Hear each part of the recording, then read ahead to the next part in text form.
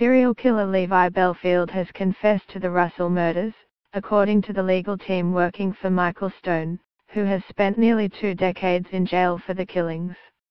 Stone is serving 2 life sentences after being convicted of the murders of Lynn Russell and her 6-year-old daughter Megan, as well as the attempted murder of her 9-year-old daughter Josie, near the village of Chilede, Kent in 1996. But the claim that Bellfield has made a very detailed confession to a fellow prisoner that was corroborated by forensic evidence and witness testimony has raised the prospect Stone could be freed, his lawyers and sister Barbara said on Wednesday. "We have now received evidence of a full confession by Levi Bellfield to the Russell murders," Stone's solicitor Paul Bacon told reporters.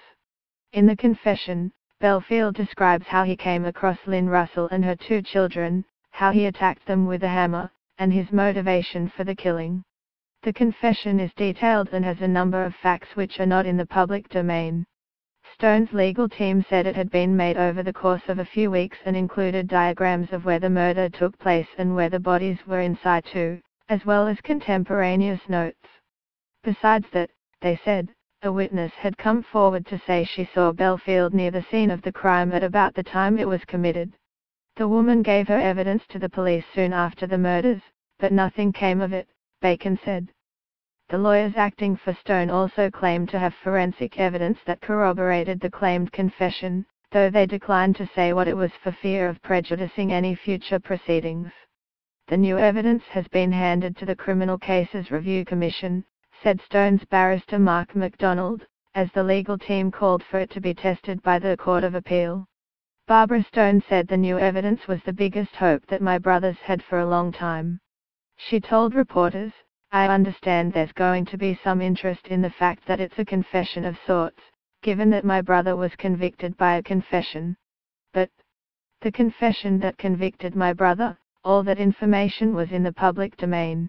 This information is different." She said she would never stop campaigning until her brother was freed. "I'd like to think that this will go to the Court of Appeal, they'll hear the evidence, see that it would have made a difference at the original trial and that Mick will be released. And then maybe we'll hit our retirement years and we'll be able to live in peace." Stone has always maintained his innocence and has fought a protracted legal battle to clear his name over the hammer attack on the Russells. He was originally convicted of the crimes in 1998, but that was quashed by the Court of Appeal. He was convicted for a second time in 2001 and jailed.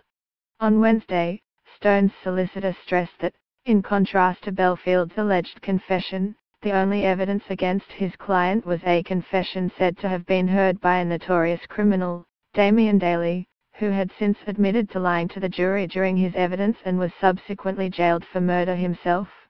It is not the first time Stone's legal representatives have pointed the finger at Bellfield.